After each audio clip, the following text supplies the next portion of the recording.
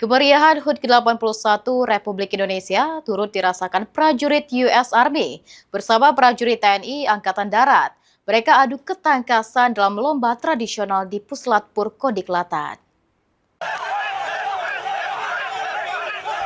Beragam lomba tradisional seperti bakyak estafet, lari karung, hingga tarik tambang digelar di lapangan upacara Puslatpur Kodiklatan.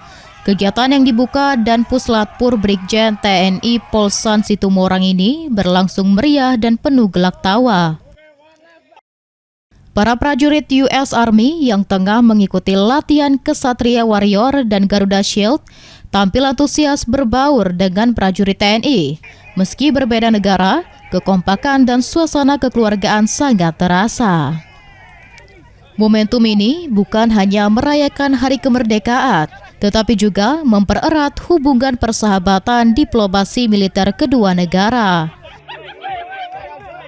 Saat ini kita sangat bergembira karena ini adalah satu momen yang sangat luar biasa. Karena kita bisa bersama-sama dengan pasukan-pasukan yang sedang melaksanakan latihan Ksatria Warrior dari US Army, dari Kostrad, dari kita semua bergabung satu hati untuk kemeriahan dalam Hari Kemerdekaan Republik Indonesia. Kita dengan penuh semangat. Perayaan HUT RI kali ini menjadi bukti banyaknya perbedaan bukan halangan untuk membangun persaudaraan lintas bangsa.